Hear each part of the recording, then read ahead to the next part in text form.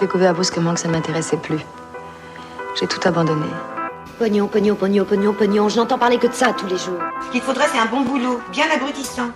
L'avenir, toujours si clair pour moi, était devenu comme une autoroute sombre la nuit. Et toi, t'es heureux? Bonjour à tous et bienvenue sur Déclic, le podcast qui s'intéresse aux personnes qui ont démarré une nouvelle vie. Qu'ils aient eu un déclic ou qu'ils aient pris une claque, nos invités vous racontent comment ils ont su se réinventer.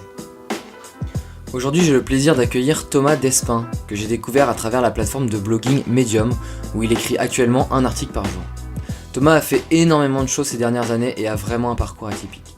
Il est notamment parti faire le tour du monde, seul et à vélo, à la rencontre d'entrepreneurs. Thomas a également créé son propre site de e-commerce et plus récemment, sa propre marque de vêtements. On revient évidemment sur son parcours, on parle de la culture du hustle et du dépassement de soi, et il partage également ses résultats et ses objectifs financiers en toute transparence. Vous verrez que Thomas est quelqu'un de très authentique et d'extrêmement inspirant, et c'est probablement la personnalité que je suivrai le plus cette année. Bonne écoute!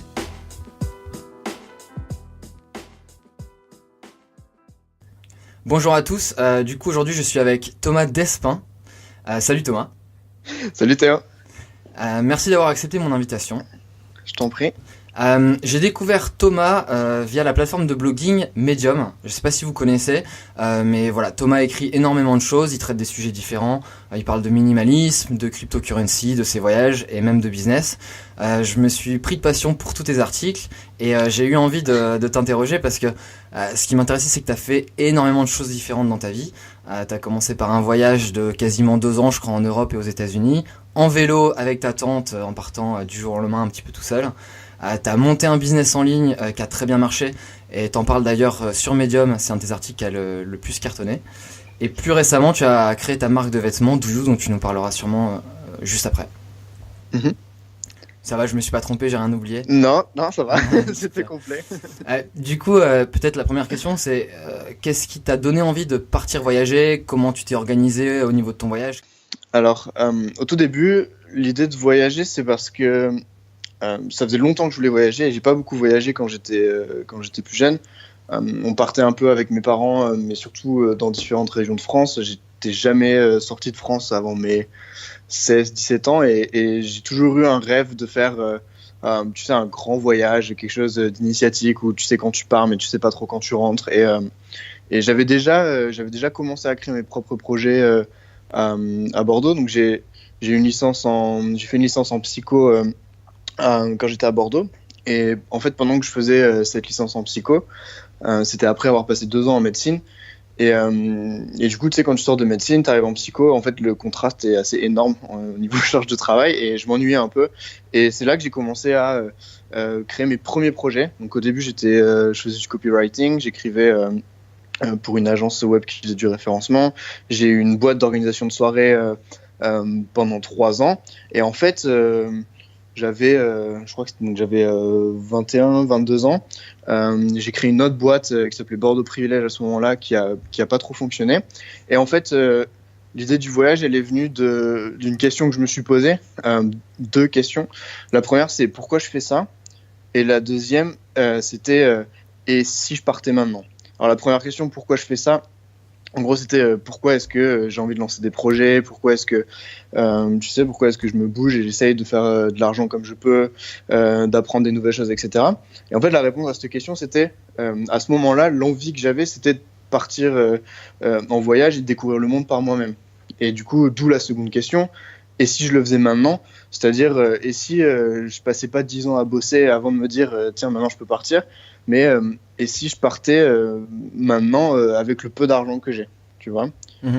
Et donc, en fait, l'ensemble de ces 2 questions, il y a un moment, j'ai eu un déclic, j'ai regardé des gens qui voyageaient avec peu d'argent, voire avec pas d'argent du tout, et en fait, je me suis dit que c'était peut-être une façon de voyager qui me plaisait, pas tant parce qu'il y avait pas d'argent qui était impliqué et qui voyageait avec peu, ça c'était un bonus, mais surtout parce que la façon dont ils voyageaient, c'était des façons de voyage qui étaient lentes et où ils avaient le temps de, si tu veux, de découvrir le monde, de rencontrer des gens, tu vois, et de vraiment vivre le voyage plutôt que, tu sais, d'aller à un point A à un point B, genre tu sais, tu vas de Paris jusqu'à New York et après tu restes à New York et après tu prends un avion et tu vas ailleurs. moi, ce que je voulais, en fait, je m'en suis rendu compte à ce moment-là, c'était d'expérimenter le voyage et de le vivre et de vivre le fait d'être sur la route. Voilà, donc j'ai vu des types qui voyageaient en stop, j'ai vu des types qui voyageaient à pied, des types qui voyageaient à vélo. Et c'est sur ce mode de voyage que je me suis arrêté. Du coup, j'ai décidé de voyager à vélo.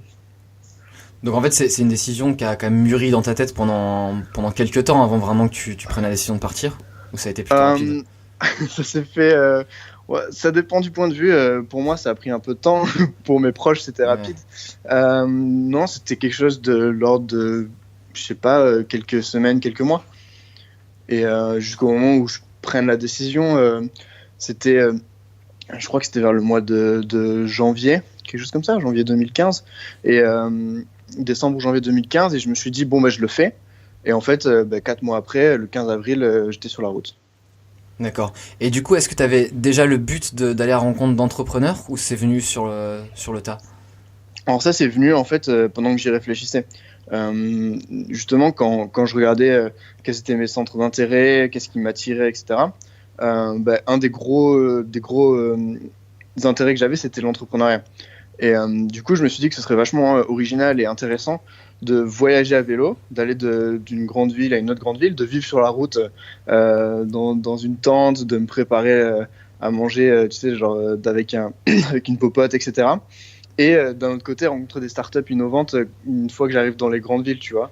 Et de ville en ville, si tu veux, j'ai des histoires différentes à raconter. Et puis je rencontre des types qui ont aussi des histoires à raconter. Et du coup, l'idée, c'est de créer un échange et puis moi de raconter leur histoire sur mon blog. D'accord, ouais, donc tu bloguais en même temps. À ce moment-là, ouais, à l'époque, je bloguais en français. J'avais créé un site, c'était Startup Cycling, qui maintenant est en ligne. Mais à l'époque, ouais, j'avais créé un site, j'écrivais en français au début. Et après, je me suis rendu compte que, en fait, quand tu sors de la France, il n'y a plus personne qui parle français. Du coup, je me suis mis à écrire en anglais pour toucher une audience plus large. Et ouais, quand je rencontrais une personne, en fait, je racontais leur histoire et ce que j'avais appris sur mon blog. Tu faisais un petit peu de freelance aussi pour payer ton voyage? Ouais, alors ça, c'est un truc, je suis parti avec 400 € sur mon compte et j'avais pas vraiment d'idée précise de comment est-ce que j'allais faire pour avoir plus d'argent sur la route. Je vivais avec 7 € par jour, donc c'est pas grand chose. Après, je payais rien au niveau transport, logement, etc. Je pédalais et puis je mangeais ce que je me cuisinais, tu vois, dans la tente et tout. Et c'est comment tu faisais pour vivre avec 7 € par jour? Parce que ça me paraît vraiment peu. Il faut chasser à ce prix-là si tu veux manger. C'était vraiment peu.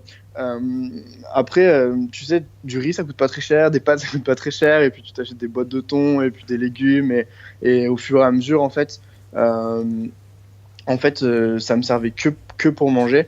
Et tu sais, tu prends 1 kilo de pâtes, 1 kilo de riz, genre tu vas prendre un paquet de céréales, etc. Et au final ça va te durer un peu longtemps et tu t'en sors quoi. Bon, après tu vas pas dans des restos ou autre, tu vois.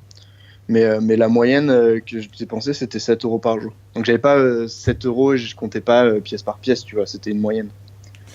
Et tu t'étais préparé comment? Parce que ça me paraît quand même assez risqué de partir comme ça. Moi j'ai regardé des vidéos sur YouTube, alors qui datent, mais où je te vois en panne de vélo, dormir en pleine nuit ou même pédaler encore. Il y a une vidéo d'ailleurs où tu te filmes toi-même. On te voit quasiment pas et tu parles à la caméra, on se demande où t'es, on sent juste qu'il pleut beaucoup. Et je me disais, c'est super dangereux, il peut t'arriver plein de choses. Alors tu dors, on te voit dormir dans la forêt, sur la plage et tout.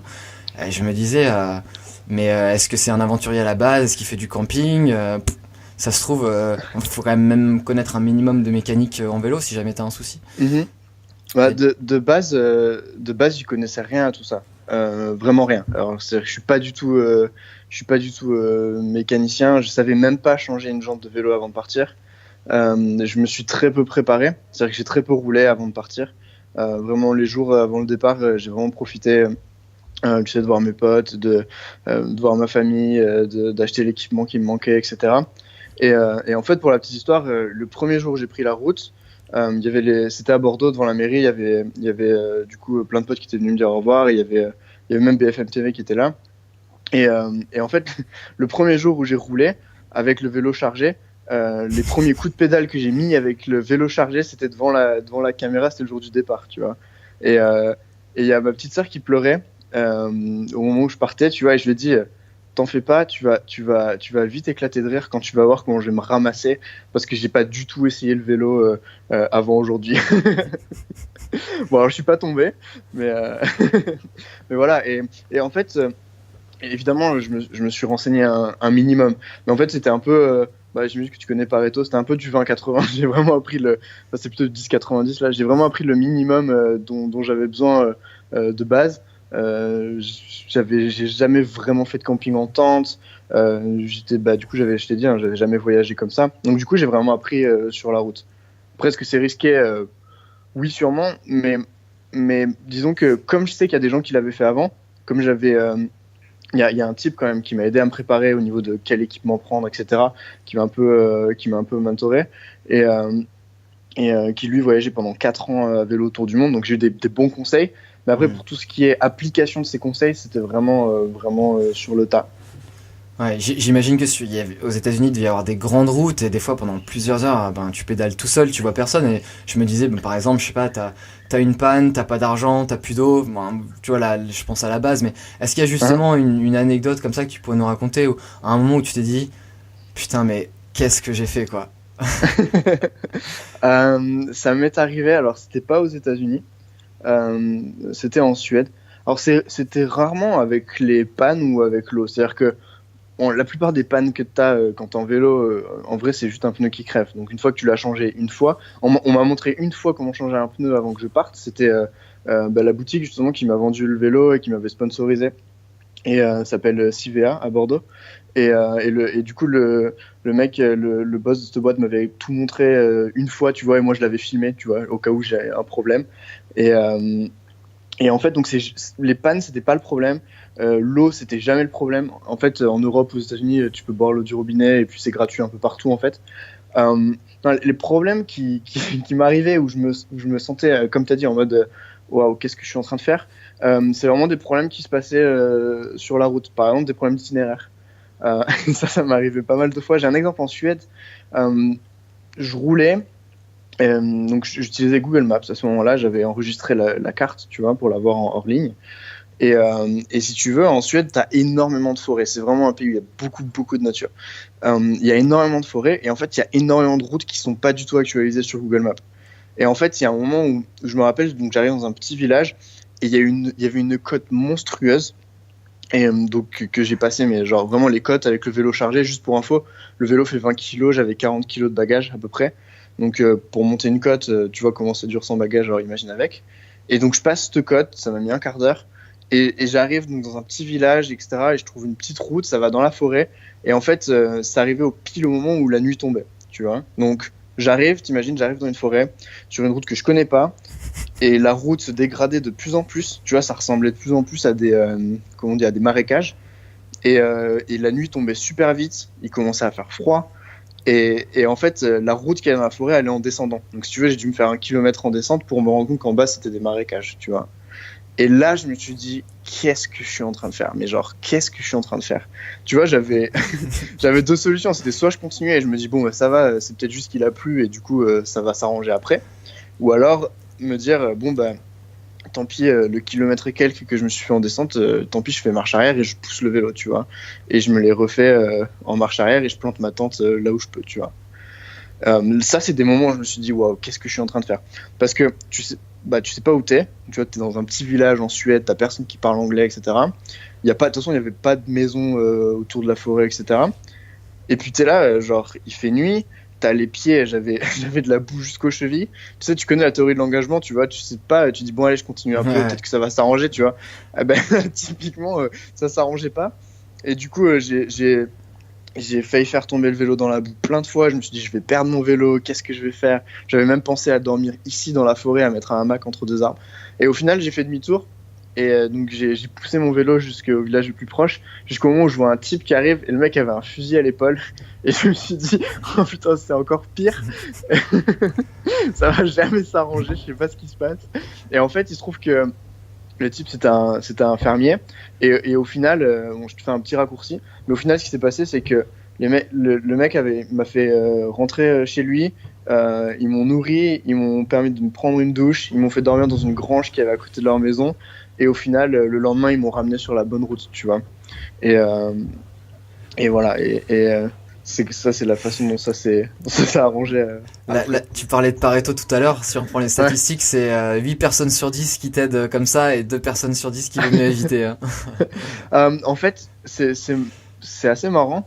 Alors, je sais pas pourquoi, mais j'ai vraiment rencontré personne qui m'a posé de problème. J'ai jamais rencontré, si tu veux, une personne qui a été hostile envers moi. Au pire, les gens s'en foutaient ou me regardaient bizarrement pour les 20%, tu vois. Mais j'ai jamais rencontré personne qui a été hostile envers moi. Je pense que c'est une chance, moi, tant mieux. Hein.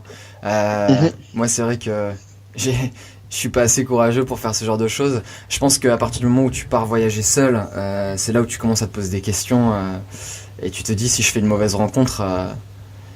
J'écoutais justement un autre podcast il y a pas longtemps qui s'appelle Transfert avec quelqu'un qui voyageait beaucoup et qui faisait du couchsurfing et du coup qui venait raconter une anecdote qui lui était arrivée en Italie où quelqu'un l'invite à dormir chez lui. Bon, je vais pas spoiler ce qui se passe, mais il passe vraiment 48 heures très très compliquées, quoi. Ouais. Donc voilà, je pense que ça arrive. Je connais pas les statistiques. Oui, ça arrive. Pareil, je connais pas les statistiques, mais globalement, c'est un feedback que j'ai eu de tous les voyageurs que je connais. Globalement, on est tous quand même vachement surpris de l'attitude des gens, à quel point ils sont ouverts et à quel point quand tu vas vers les gens et que tu as des histoires à raconter, tu vois, et que tu t'ouvres à l'autre, en fait, à quel point t'es bien reçu, en fait. Et du coup, qu'est-ce qui a mis fin à ton voyage ? Moi, je t'avoue que je fais un raccourci en te lisant, j'ai compris que rapidement tu étais parti à Bali pour trouver un petit boulot que t'avais rapidement quitté. La transition, elle s'est faite comment ? À quel moment tu t'es dit bon, j'arrête mon voyage et je reprends les choses sérieuses ? La transition s'est faite quand je suis arrivé à Toronto. Donc, j'ai traversé les États-Unis de Miami jusqu'à New York, puis de New York à Toronto. Il y a quelqu'un qui m'a rejoint sur la partie de New York à Toronto. Et en fait, il s'est passé plusieurs choses en même temps. J'avais plus beaucoup d'argent. 2, je commençais à devenir court sur mon visa pour les États-Unis. Tu sais, j'ai un visa touriste classique et tu peux aller 6 mois d'affilée aux États-Unis. Et après, il faut sortir loin des États-Unis, tu vois, et revenir pour renouveler ces 6 mois. Et j'avais déjà utilisé quelque chose comme 3 mois et demi. Et comme mon but c'était d'aller jusqu'à San Francisco, c'était vraiment super court. Donc j'avais même pas le temps de dire je m'arrête, je vais faire quelques sites web ou écrire quelques blog posts pour me faire un peu d'argent et continuer, tu vois.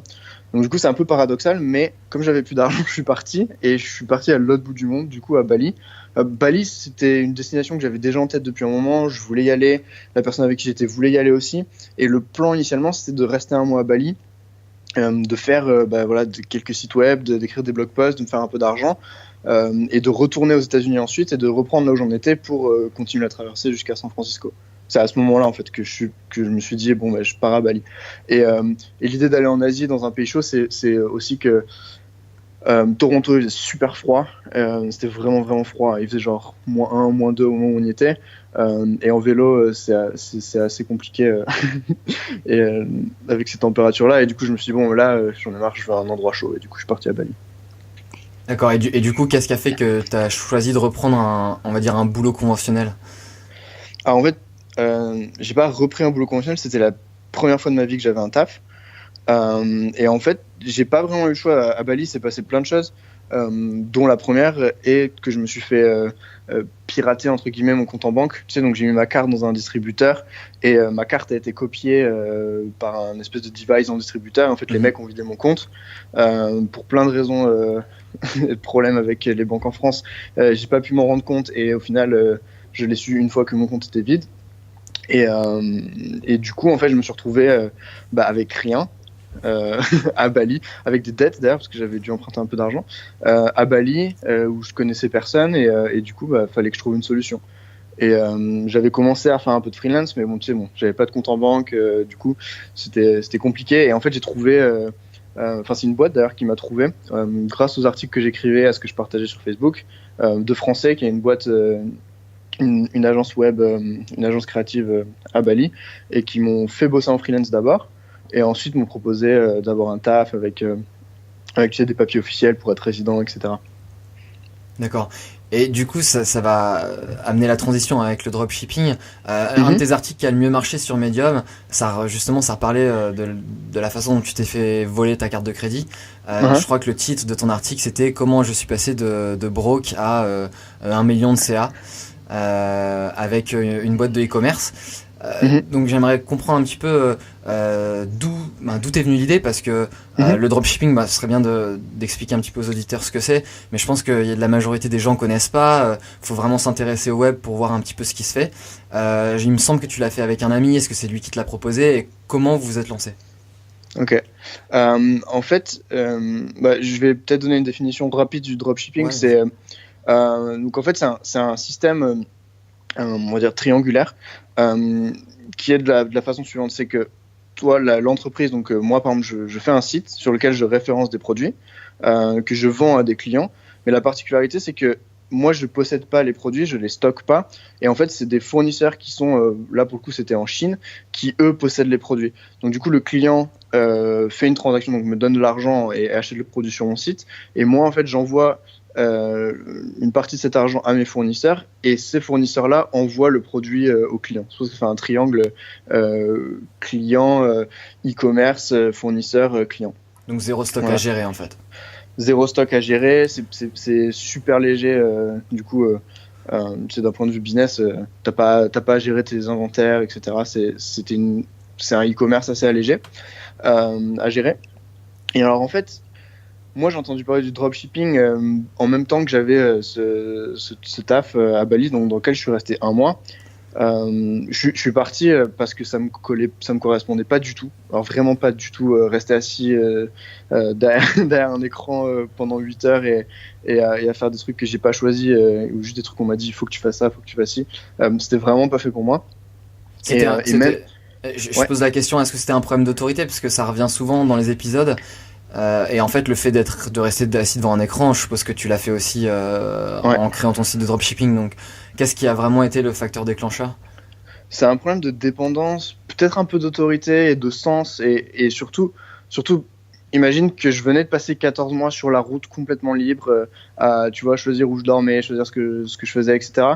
Et à me retrouver à Bali bloqué parce que j'ai plus d'argent et à devoir bosser pour une boîte. Alors au début ça se passait bien, première semaine, deuxième semaine, il y avait un peu l'excitation, l'enthousiasme, je voulais vraiment y mettre du mien, mais en fait c'était physique, c'est juste que la troisième, quatrième semaine, j'arrivais juste pas à y aller en fait. Je me disais, c'est pas du tout ce que je dois faire.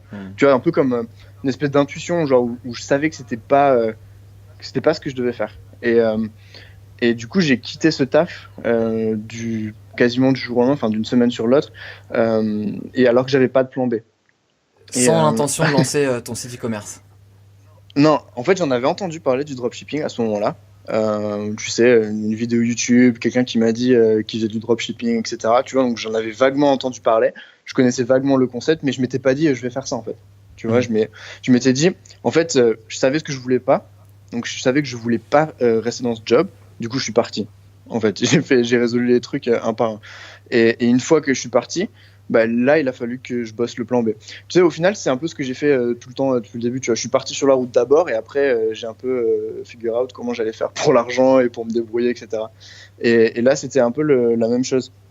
J'ai d'abord quitté le taf, et après, je dis maintenant, il faut que je trouve une solution. Donc, ça m'a quand même mis une belle baffe en fait de cette histoire de job en fait. Je me suis vraiment rendu compte que je ne voulais absolument pas avoir de taf, et je voulais vraiment avoir mon activité. Donc ça, c'est un truc qui était devenu certain et verrouillé dans ma tête à ce moment-là. Et du coup, j'ai bossé juste 10 fois plus pour trouver plus de missions en freelancing. Je me suis mis à faire plus de petits sites web, des WordPress, etc. Et en fait, à un moment, je bossais avec une espèce de... C'était une genre d'agence, mais qu'avec des gens qui étaient remote, qui bossaient à distance. Et en fait, ils m'ont dit, est-ce que tu sais faire des sites e-commerce? Parce que là, on a un gros client, on a un budget, je sais plus, de 3500 €. Et le problème, c'est qu'on a personne dans la team qui fait du e-commerce. Et c'est à ce moment-là que j'ai commencé à regarder comment faire des e-commerce. C'est à ce moment-là que j'ai entendu parler de Shopify, etc. Et que ça m'a rappelé le truc du dropshipping, tu vois. Et moi, du coup, je dis oui, bien sûr, je sais faire. J'avais aucune idée de comment on faisait. Je dis ouais, pas de problème, je prends. Et je me suis dit, je suis pas plus bête qu'un autre. T'as des tas de types qui font des e-commerce et qui en vivent. Il y a des tas de tutos sur YouTube. Ça fait depuis que j'ai 12 ans que je fais des sites, des WordPress, des blogs et tout. Je me suis dit, je vais quand même bien comprendre en quelques semaines comment faire et pouvoir le produire un site propre pour un client, tu vois. Et pour la petite histoire, du coup, au final, on n'a jamais eu le deal avec ce client. Je sais plus, ça a été annulé, je sais plus pour quelle raison. Mais du coup, moi, l'idée de créer un e-commerce est restée en tête. J'avais du coup regardé comment faire et je me suis dit, bah attends, ce truc de dropshipping, je vais quand même regarder, tu vois. Donc en fait, c'est plein de successions de, on va dire, de coïncidences et de, tu vois, d'opportunités qui sont mélangées. Et, et au final, j'ai rencontré quelqu'un à Bali. C'était une Indonésienne qui venait de Jakarta et à ce moment-là, elle avait 19 ans. Et en fait, elle m'expliquait qu'elle faisait 100 000 dollars par mois de chiffre d'affaires en faisant du dropshipping, tu vois.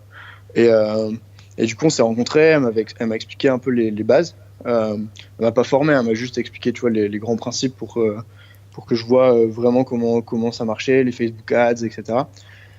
Et là, je me suis dit, bah attends, tu vois, il n'y a pas de raison. Pourquoi j'essayerais pas et là, j'ai appelé un pote à moi que je connaissais depuis, ça doit faire 1 ou 2 ans que je le connaissais. C'était un voyageur aussi, qui là était à Paris et qui était, à ce moment-là, il était serveur dans un café. Donc c'était Nick, donc le mec a 30 ans, il vit encore chez son père à ce moment-là.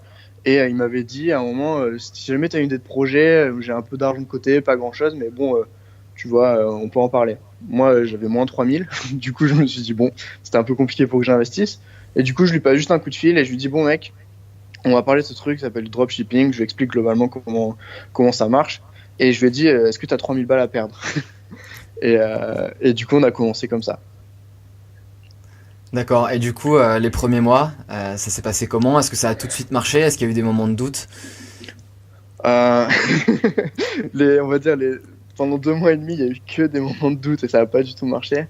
Donc, dis-toi, on découvrait. C'est-à-dire que c'était mon premier site e-commerce, j'en avais jamais fait avant. Le dropshipping, on en avait parlé rapidement, mais bon, j'apprenais avec des vidéos YouTube. Mon pote Nico, il avait jamais fait ni de site web, ni de e-commerce, ni de marketing, ni de Facebook Ads. Donc on partait vraiment du fond, tu vois. Et en fait, ouais, pendant 2 mois et demi, on a juste, tu vois, on a fait des tests, on a tâtonné, etc. Mais on n'était pas rentable.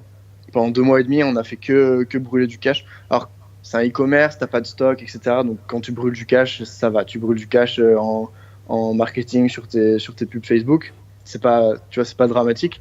Mais bon, nous, on avait que 3000, tu vois. On s'était dit, voilà, on a 3000, et puis si après avoir dépensé 3000, on n'a pas réussi, bah tant pis, on retournera à notre vie d'avant, entre guillemets, tu vois. Et puis on se dira, tant pis, ça n'a pas marché. Et en fait, au bout de 2 mois et demi, on a eu notre première pub qui a été rentable pour la première fois. Et c'est là qu'on s'est dit, mais en fait, ça va le faire, tu vois. Et c'était ouais, mi-janvier de 2017. On a eu notre première pub rentable sur Facebook. Et c'est à partir de là, ouais, que ça allait vachement vite après. D'accord. Et du coup, dans cet article, tu parles d'1 million de chiffre d'affaires. C'est 750 000. Juste 750 000, ouais. Après, mon but, c'était de faire 1 million. Mais l'article que j'ai écrit, le dernier, où j'expliquais pourquoi j'avais arrêté ce business-là, c'était 750 000. En fait, on a atteint les 750 000 de chiffre d'affaires, mais mon but, c'était 1 million. Et du coup, je te fais la pression parce que c'est un peu ma frustration de ne pas avoir atteint les 1 million de chiffre d'affaires et d'avoir arrêté avant. Et du coup, pourquoi avoir arrêté? Il y a eu pas mal de raisons. C'était un peu un enchaînement d'événements. Il y a eu, premièrement, on s'est séparés avec Nico. Disons que lui, en fait, si tu veux, on avait fait, du coup, on a fait quand même pas mal. On a bien bossé, tu vois, on avait fait un peu de cash et tout, et lui voulait retourner à un rythme. Tu vois, il voulait profiter, il voulait voyager, etc. Et ça lui disait pas, tu vois, de continuer, de pousser plus loin, et voilà, il voulait profiter. Donc du coup, on s'est split up, et moi je voulais continuer. Tu vois, moi à ce moment-là, je pense qu'on a dû split up aux alentours de 500 000 de chiffre d'affaires. Et puis moi, c'était au moment où je me suis dit, 500 000, on a fait la moitié du chemin pour aller à 1 million, tu vois. Et du coup, moi je voulais continuer à ce moment-là. Il y a eu quelque chose d'autre qui s'est passé quelques semaines après, c'est que j'avais recruté un store manager pour qu'il s'occupe de la plupart des tâches récurrentes sur le shop, parce qu'il y a quand même beaucoup de choses à gérer. Et en fait, il a arrêté quasiment du jour au lendemain. Et c'est à ce moment-là, du coup, que tu vois, j'ai un peu regardé en arrière sur le chemin qu'on avait fait, etc. Et que je me suis dit, j'ai une décision à prendre, c'est-à-dire que soit maintenant, je prends le truc en main et je le pousse à fond, tu vois, et je me concentre sur ça. soit j'arrête tout et je passe sur complètement autre chose. Et en fait, j'ai fait le switch de me dire, bah, je vais tout arrêter, je vais passer sur complètement autre chose. Et ce qui m'a fait vraiment faire ce switch-là, c'est ce qu'on faisait en fait avec ce business qui, moi, me donnait pas satisfaction quant à la valeur ajoutée qu'on apportait par rapport aux clients. Tu vois, au final, dans ma tête, à ce moment-là, je me dis, on peut le tourner comme on veut. Au final, on achète des produits pas chers, on les revend plus cher et c'est tout. Tu vois, on n'a pas créé une marque, on vendait pas du rêve. Tu sais, on vendait des produits juste parce on vendait les produits qui marchaient bien aux États-Unis et on voyait chez nos fournisseurs qui partaient bien. Et en fait, on les vendait sur le marché français. Donc, si tu veux, la valeur ajoutée, elle était super faible à mes yeux à ce moment-là. Je dis pas qu'il y en avait pas, mais à mes yeux à ce moment-là, elle était vraiment super faible. Et si tu veux, c'était pas quelque chose que je me voyais faire pendant encore 6 mois, 1 an, 2 ans, tu vois. Et du coup, je me suis dit, c'est pas grave, je vais juste tout arrêter, prendre du temps pour réfléchir et prendre une décision sur ce que je vais faire après. Voilà. Donc après, je suis allé plus dans les détails dans l'article dont tu as parlé, mais en gros, les raisons, c'était ça. Tu disais que c'était un petit peu démotivant de voir que tu créais pas de valeur ajoutée. Au final, c'est un petit peu ce qui se passe dans les magasins. Hein. Quand on va dans une petite boutique de hipster avec des objets qui ont l'air chouettes, la majorité du temps, c'est acheté pas cher en Asie et c'est revendu plus cher. Donc c'est vrai que ça a en plus souvent une mauvaise image le e-commerce parce que voilà, tout le monde sait bien que les produits sont exportés et pourtant c'est exactement la même chose que ce qui se passe quand les gens font le shopping dans la rue le week-end, quoi. Oui, alors après, je déteste faire du shopping. Et c'est-à-dire que je cautionne pas plus le fait de faire, tu vois, de vendre la même chose dans des boutiques physiques. Il y a juste un détail près, c'est quand même, quand tu vas dans une boutique physique, par exemple, j'adore aller dans un Apple Store et j'adore qu'ils me vendent l'iPhone que je sais déjà que je veux cet iPhone et j'adore qu'ils me le vendent, tu vois. C'est juste, j'aime bien l'expérience du mec qui sait bien vendre son produit, qui le connaît bien et qui, tu vois, qui va vraiment te le vendre, même si tu sais déjà que tu le veux, tu vois, qui va passer du temps avec toi à te le montrer, etc., qui va te montrer qu'il est passionné par son truc, tu vois. Ça c'est une expérience de shopping que j'aime bien, mais ça se retrouve de moins en moins, donc même à l'Apple Store. Il y a une autre question que je voulais te poser. Moi, je trouve ça super chouette que tu parles ouvertement des revenus que tu as fait avec le dropshipping ou même de tes objectifs pour 2018. Tu as investi récemment beaucoup dans les cryptos. Ça s'est plutôt bien passé pour toi. Tu dis que tu as transformé 35 000 en 250 000 et que tu as un objectif d'atteindre les 1 million, donc toujours cet objectif. La question que j'ai, c'est est-ce que c'est pas contradictoire avec ce que t'as fait avant, à savoir voyager pour extrêmement peu, pour 7 balles par jour. Tu vois, tu parles beaucoup de minimalisme dans tes blogs. Tu essaies de limiter les fringues que t'as et de pouvoir voyager en fait très facilement avec une valise et finalement posséder très peu de choses. Donc je trouve ça assez contradictoire et ça m'intéressait de te poser la question. La question du coup, pourquoi est-ce que ça m'intéresse de faire de l'argent et d'un côté être minimaliste et aimer... Exactement, ouais. Alors, pour moi, c'est pas vraiment contradictoire, c'est complémentaire avec une idée plus globale que j'ai, qui est en fait d'acquérir le degré de liberté qui me convient. Et du coup, l'argent fait partie des choses qui t'aident à acquérir un certain degré de liberté. Les objets et les possessions physiques n'en font pas partie et font tout l'inverse. Ce qui veut dire que pour moi, c'est complètement logique d'avoir, par exemple, de l'argent, mais très peu de possessions physiques, entre guillemets. Ça, c'est la réponse courte. Après, pour développer un peu, l'objectif des 1 million, l'objectif, c'est pas de posséder 1 million, c'est d'atteindre les 1 million. C'est-à-dire que c'est plus un objectif symbolique qu'un objectif de possession. Alors, j'ai des objectifs personnels et je sais ce que je veux faire avec mon argent après. Mais l'objectif en soi n'est pas de me dire que je serai pas content parce que je possède 1 million, en fait. Si tu veux, je serai satisfait parce que j'atteins les 1 million et parce qu'en fait, c'est tu vois, ce que je vais vivre sur le chemin entre maintenant et les 1 million qui est intéressant, et c'est qui je vais devenir sur le chemin entre maintenant et les 1 million qui est intéressant. Mais j'ai conscience que le fait de posséder 1 million, en fait, ne changera absolument rien à qui je suis, à mon rythme de vie, etc. Peut-être que quand j'aurai 1 million, en fait, je voudrais aller jusqu'à 10, tu vois. Ou peut-être qu'en fait, je vais prendre 2 ans où je vais plus rien faire qui rapporte de l'argent, tu vois. Je verrai, en fait, c'est un peu un genre de checkpoint. Mais l'idée, c'est pas de les posséder à tout prix, en fait. c'est vraiment de les atteindre. Comme pour, tu vois, pour l'e-commerce, l'idée c'était d'atteindre les 1 million de chiffre d'affaires, ce qui est complètement différent de posséder 1 million sur son compte. Tu vois, c'était un peu comment on dit, une cible symbolique. Voilà. Il y a cette idée de challenge qui revient beaucoup au final entre le voyage, la création du business e-commerce, plus récemment ta marque de vêtements, Douyu dont on va parler. Et d'ailleurs, ce qui est marrant, c'est que tu essaies de créer une communauté et des valeurs communes autour de ta marque. Et tu parles beaucoup de hustle. Et je voulais savoir un petit peu ce que ça voulait dire et pourquoi c'était important pour toi. Ouais, le hustle, en fait, la définition que moi j'en ai, parce que c'est un mot qui est super utilisé, surtout en ce moment, surtout aux États-Unis. Tu entends les Gary Vaynerchuk, les Grant Cardone, etc., qui l'utilisent beaucoup. La définition que moi j'en ai et comment moi je le comprends, c'est en gros, c'est d'éteindre le bruit qu'il y a autour, d'éteindre toutes les distractions et de se concentrer sur des objectifs très précis et d'y mettre toute mon énergie jusqu'à que j'y arrive. Voilà. Si je devais faire une définition courte de ce que c'est que le hustle, c'est en gros arrêter de se préoccuper de tout ce qu'il y a autour, de ce que les gens pensent, de tu vois, ce que va dire ta famille par rapport à ce que tu fais, de ce que tes potes pensent de ton business, etc. Et de vraiment passer dans un mode qui est basé sur l'action et qui consiste à juste, tu vois, chaque jour, même si c'est un petit pas, même si c'est, tu vois, envoyer un email en plus, même si c'est, tu vois, même si faire juste un truc en plus, mais vraiment chaque jour, savoir où tu veux aller et y aller, tu vois. Et ouais, si je donne une définition du hustle, c'est comme ça que je le vois.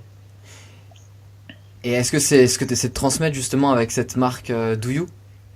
Ouais, en fait, alors la marque Douyu, il y a pareil, c'est tout un voyage aussi, parce que même moi, je découvre en fait ce que je vais en faire au fur et à mesure que j'explore et que je vois les possibilités et les options qu'il y a avec. C'est ça qui est intéressant.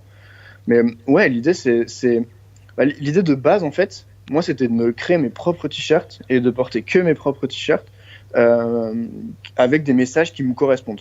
Parce que je pense, et il y a des études qui montrent que tu vois, ce que tu portes a un impact sur qui tu es, comment tu te perçois, comment les autres te perçoivent, même si c'est le moins important des trois, mais a vraiment un impact sur toi. Et par exemple, si tu te balades en ville, tu vois, avec un costard-cravate, à l'intérieur, si tu veux, le film que tu te passes dans ta tête, tu vois, ça va pas être le même que si tu te balades dans la rue avec un Marcel. Tu vois ce que je veux dire ? Eh ben, en fait, c'était un peu l'idée qu'il y avait derrière cette histoire de t-shirt. Moi, je voulais me faire des t-shirts avec... donc là, il y a 5 messages, il y a 5 designs, et avec des messages qui vraiment me correspondent et que j'ai envie d'avoir en tête tous les jours. Et je me dis, si je porte que mes t-shirts et que sur chaque t-shirt que je porte, il y a un message qui me correspond, que j'ai choisi, tu vois, du coup, c'est plus simple de rester aligné avec ces valeurs-là parce que je les porte, en fait. C'était un peu ça l'idée au début. Quand j'ai commencé à travailler dessus, c'était vraiment en mode side project. Et du coup, je me suis dit, en fait, je pourrais très bien en faire un t-shirt business, entre guillemets. Et du coup, il y a sûrement d'autres personnes qui sont intéressées par porter ces messages-là, tu vois. Est-ce que chronologiquement, c'était pas aussi la suite à laquelle on pense tous après avoir vendu le produit des autres, de créer en fait son propre produit pour le vendre ? Complètement. Ça va dans la suite logique. Tu passes des mois à apprendre des techniques, tu vois, de marketing, à savoir comment marche un e-commerce, comment gérer, tu vois, les achats, les ventes, les machins, tous les process. Et puis, quand tu sais le faire avec d'autres produits, ouais, c'est vrai que tu as un peu cette idée-là d'expérimenter avec tes propres produits. Alors, les challenges sont complètement différents et pour être honnête, c'est 1000 fois plus dur que le dropshipping. Mais ouais, c'est comme tu dis, ouais, c'est un peu une suite qui paraît logique, ouais. Du coup, tu travailles avec pas mal d'influenceurs, notamment sur Instagram ? J'ai commencé. Là, je suis en train de je suis en train de changer l'approche que j'avais jusqu'à présent. J'ai testé donc des influenceurs, ça n'a pas eu le résultat que j'escomptais. J'ai eu beaucoup de trafic, mais très peu de ventes.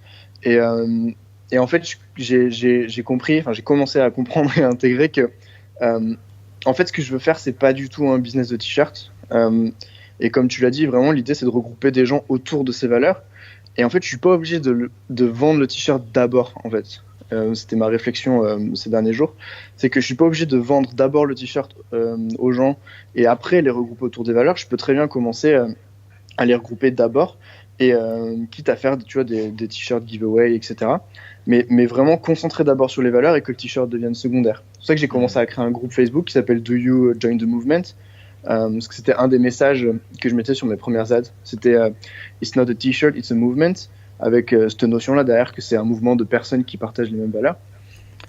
Et du coup, j'ai décidé de créer d'abord le groupe sur Facebook avec des gens qui sont entrepreneurs, voyageurs, travel bloggers, etc.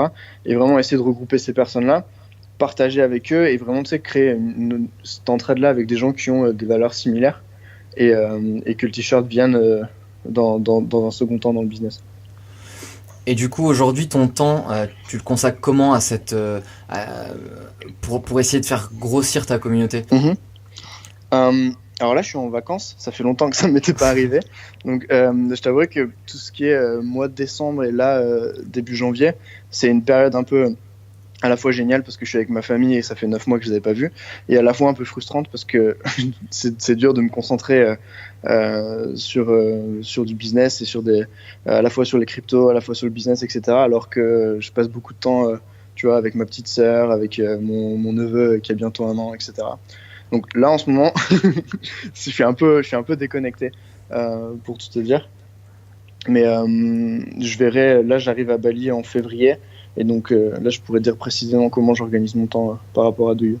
D'accord, bon, on fera un épisode à ce moment-là alors. Pas de problème. Une des questions que je voulais te poser aussi, c'est, donc tu es présent sur pas mal de plateformes, pas mal de réseaux sociaux, tu commences à avoir une grosse communauté sur Medium, notamment... c'est une des plateformes, en tout cas en France, qui est pas encore extrêmement connue, mais tu as aussi pas mal de followers sur Instagram. Je voulais savoir un petit peu quelle était la clé de ton succès, parce que j'ai l'impression que taille, il y a des gens qui te suivent. Alors, c'est marrant d'avoir ton point de vue sur ça, parce que j'ai pas l'impression que j'ai spécialement beaucoup de followers. Alors après, c'est pas mon but non plus, je t'avouerai que ça m'intéresse pas de façon incroyable de me dire tiens, j'ai tant de followers, même si c'est toujours, tu sais, un peu de checkpoint et c'est toujours un peu de validation. Mais j'écris pas sur Medium pour avoir des followers. Donc, je saurais pas trop comment répondre. Alors, j'ai une idée par rapport à Medium, c'est que j'ai écrit quelques articles qui ont, si tu veux, à certains moments fait pas mal de buzz, notamment quand j'ai arrêté le dropshipping, qui a été relayé sur Tech in Asia, qui est la plus grosse plateforme tech, c'est un peu le TechCrunch de l'Asie, tu vois, qui eux l'ont relayé. Du coup, l'article a fait 100 000 vues, donc forcément les followers l'ont fait x2, tu vois. Donc ça, c'est une partie de l'explication. La deuxième, c'est que j'écris énormément. J'essaye d'écrire énormément.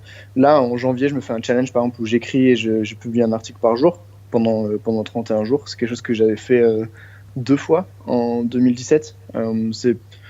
Ça m'aide à me rendre plus créatif, à produire, etc. et à justement couper les distractions et me focus sur des choses qui me plaisent. Donc le fait d'écrire beaucoup, de produire beaucoup, en fait, ça joue beaucoup avec les algorithmes. D'autant plus sur Medium, qui est pas du tout aussi populaire que Instagram. C'est plus facile de te démarquer quand tu produis plus de contenu que la majorité. C'est la récurrence qui compte. Ouais. Je sais que ça a joué pas mal. À chaque fois, au moment où j'écrivais, où je faisais mes daily challenge, tu vois, où j'écrivais un article par jour, t'as un peu d'inertie, mais au bout de 7-8 jours, tu vois, t'avais un espèce de mouvement en fait qui faisait que je prenais pas mal de followers chaque jour. Après, comme je t'ai dit, je suis pas du tout obsédé par ces chiffres-là, donc je peux pas te dire combien par jour, tu vois. Mais voilà, je sais que ça joue en fait, la régularité et le fait d'être consistant. Et sur Instagram, c'est surtout parce que j'avais un voyage un peu atypique et je racontais une histoire un peu atypique au début. Donc j'ai commencé avec le voyage à vélo. Donc forcément, ça attire, tu vois, ça attire des gens parce que c'est pas quelque chose que tu vois tous les jours. Et après, en fait, c'est surtout quand je suis arrivé en Indonésie, j'étais à Bali et je publiais beaucoup. Et puis les paysages que tu publies quand t'es à Bali, c'est quand même quelque chose, tu vois. Enfin, même en Indonésie et en Asie en général, si tu veux. Ça plaît vachement plus par exemple, aux followers que j'avais qui étaient en Europe et aux États-Unis. Tu vois, c'était vachement plus engageant comme paysage. Et j'essaye, avec chaque photo que je poste, de raconter une histoire. C'est-à-dire que même si c'est Instagram, alors je le fais pas tout le temps, mais j'essaye le plus souvent possible de raconter une histoire, de donner un insight, tu vois, une leçon que j'ai apprise, tu vois, un truc, mettre une touche perso en fait sur les photos que je poste. Et je pense que ça joue aussi pas mal. Tu disais quand t'écrivais sur Medium, ton objectif principal c'était pas de faire grossir une communauté, d'avoir plus de followers. Du coup, quel est ton objectif principal? Pourquoi tu te donnes ce challenge d'écrire une fois par jour? Bah, pour le fait d'écrire tous les jours, ce que j'appelle les Daily Writing Challenge, il y a plein d'avantages. Le premier, c'est que tu sais, je suis pas anglophone. Et du coup, le fait d'écrire tous les jours en anglais, de produire un contenu en anglais, ça améliore de façon automatique la façon dont j'écris et l'efficacité de mon écriture. Ça, c'est un point. Le deuxième, c'est que ça me rend plus créatif et plus rapidement. Tu vois, tu as beaucoup de types qui veulent écrire un livre ou qui veulent bloguer, etc., et qui te parlent de j'ai pas d'inspiration, tu vois. Mais en fait, je pense que l'inspiration, c'est un genre de muscle, tu vois, et plus tu as l'habitude d'entrer dans ta zone de créativité, ta zone d'inspiration, et plus tu es capable de le faire. Tu vois, c'est une question d'habitude. Et donc, en fait, le fait de faire des daily challenges, c'est un peu ça aussi. C'est de réduire le temps entre le moment où j'ouvre mon Mac et le moment où l'article est publié. C'est pas des articles qui sont super poussés, je fais pas des grosses analyses, je fais pas des super blog posts, etc. C'est des articles qui en général prennent 5 minutes maximum à lire et qui moi me prennent 1h30 à 2h à écrire, plus éditer, plus publier, tu vois. Donc il y a ça. Et après il y a aussi l'idée de prendre conscience de quelles sont les leçons que j'apprends. Parce que quand, tu vois, je sais pas si t'as suivi Gary Vaynerchuk, je crois qu'on avait parlé quand c'était au téléphone. Mais en gros, il y a une de ces grosses punchlines, c'est don't create, document. En gros, ça sert à rien de se prendre la tête à vouloir créer quelque chose et réinventer la roue à chaque fois. Tu peux très bien documenter ton propre voyage, tes propres aventures, tes pensées, tes leçons, etc. Et c'est déjà du contenu qui a vachement de valeur, tu vois. Surtout quand tu fais quelque chose d'autre que rester dans ton salon tous les jours, tu vois. Donc du coup, en fait, il y avait cette idée-là quand j'écrivais, c'est de documenter et moi, en fait, de mettre par écrit des choses, des leçons et des choses que j'avais intégrées pendant ma journée, si de les mettre par écrit et de les tourner sous forme d'histoire pour moi, pour un peu ancrer les leçons en question dans ma tête. Et puis, évidemment, il y a cette idée de partager avec les autres et de donner de la valeur aux autres. Mais en fait, c'est venu en second, ça. Ok. Voilà. Écoute, je pense qu'on a fait pas mal le tour. Dernière question, où est-ce qu'on peut te retrouver du coup? Je pense qu'on a abordé pas mal de plateformes, mais écoute, Facebook, Instagram et Medium, c'est les trois principales. Je suis pas sur tant de plateformes que ça au final. C'est surtout Facebook, Medium et Instagram. Donc sur les trois, c'est Thomas Despin, DESPIN. Merci Thomas, en tout cas pour ton temps. Merci à toi et Théo. Puis bon courage pour ta marque Do You. Ça marche. À bientôt Théo. À la prochaine, salut. Ciao.